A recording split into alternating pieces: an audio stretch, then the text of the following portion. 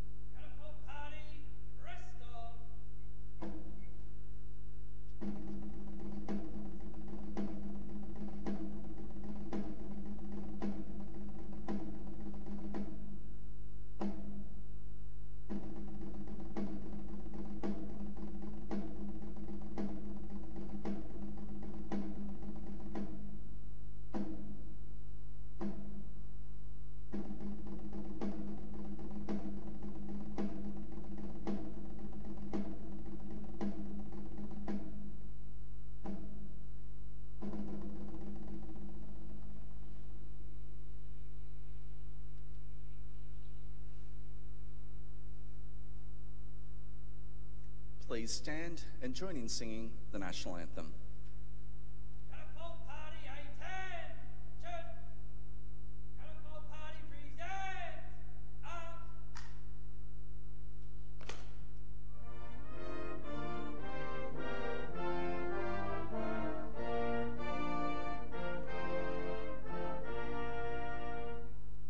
Australians, oh, let us rejoice, for we are young and free.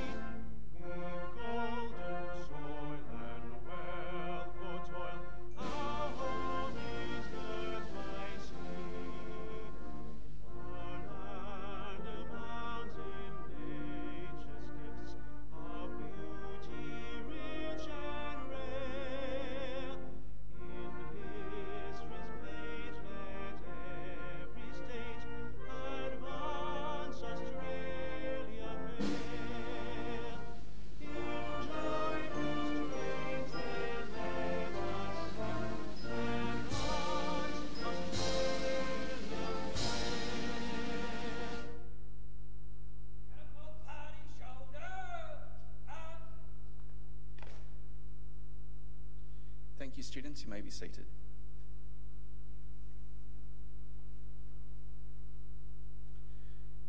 The Australian War Memorial was the vision of Charles Bean, Australia's First World War official historian. Bean landed with the Australian troops on Gallipoli and stayed with them at the front through to the end of the war. The idea of this national memorial and museum came to him at Pozières, France, in the depths of the bloody fighting of 1916.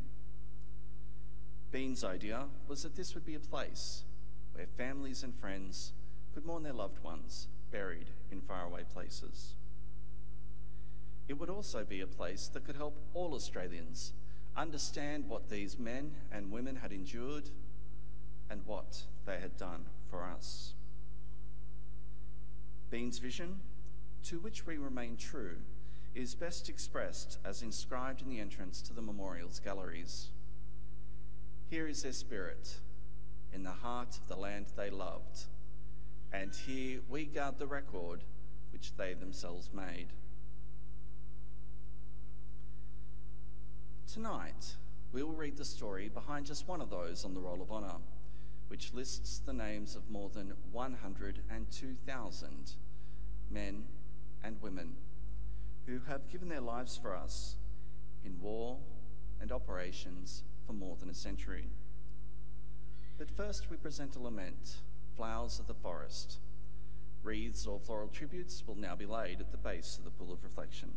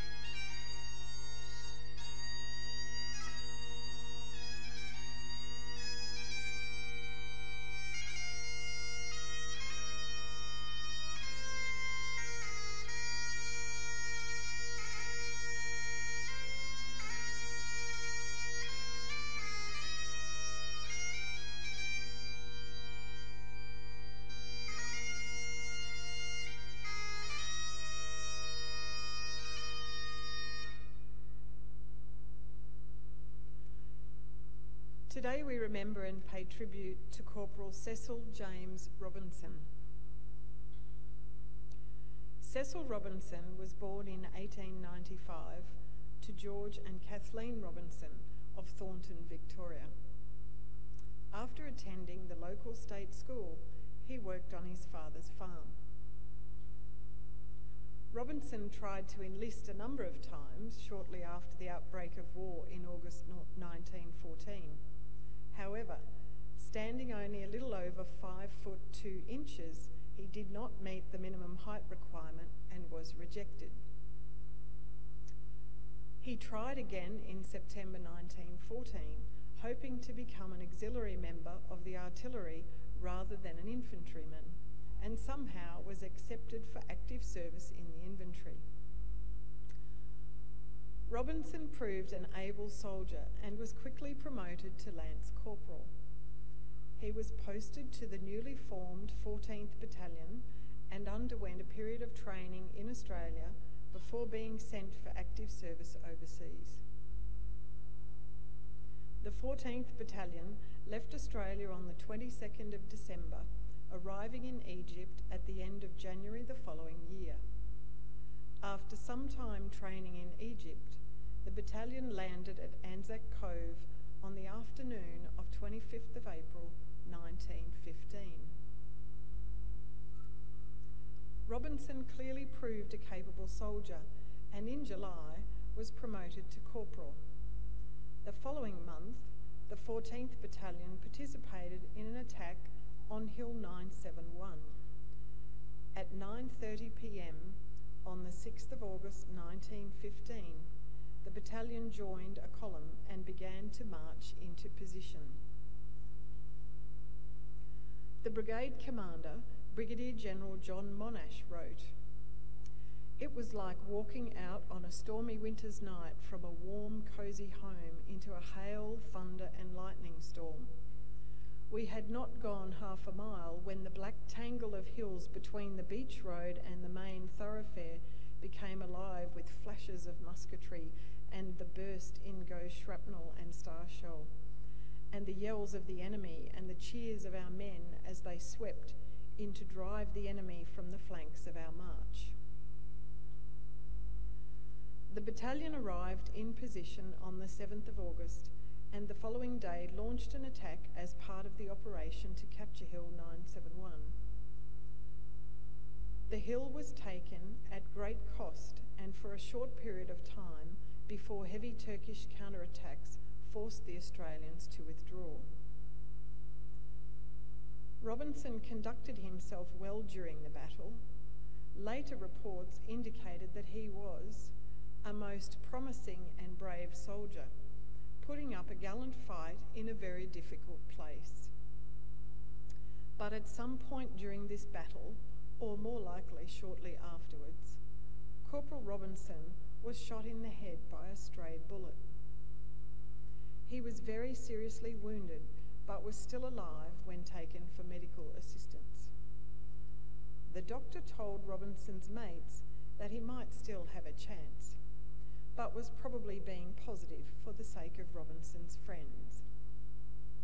He laid Corporal Robinson aside for observation, and as his condition did not deteriorate, had him carried down to the beach and put on the hospital ship Guildford Castle.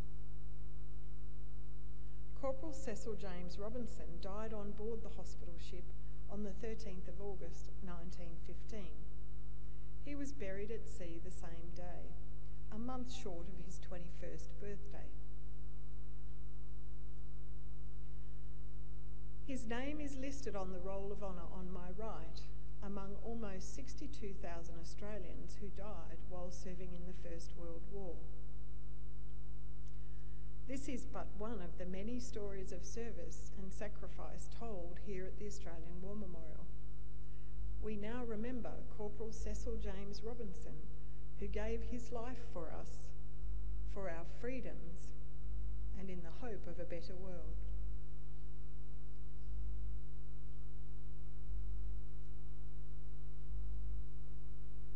Please stand for the reading of the Ode and the sounding of the last post.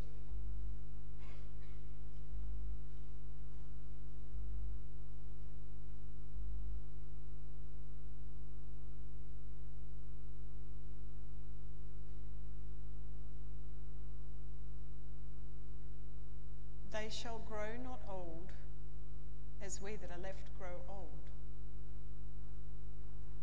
Age shall not weary them, nor the years condemn. At the going down of the sun, and in the morning, we will remember them. Catapult party presents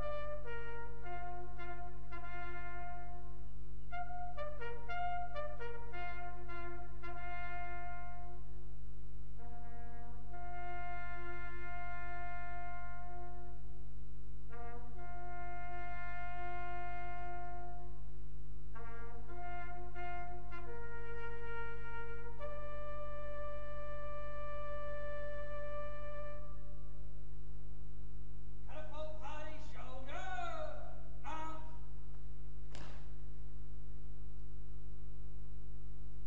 Lest we forget.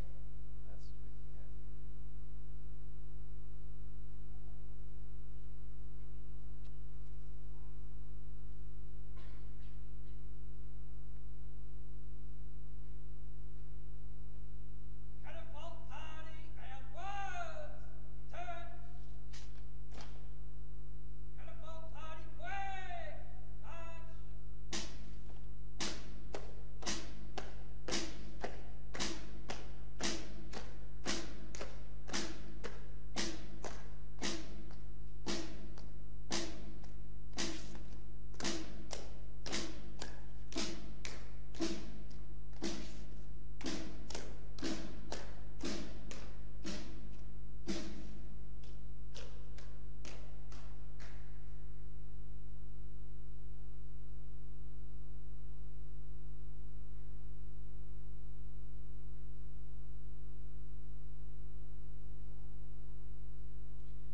We leave you this evening with the words of the memorial's founder, Charles Bean.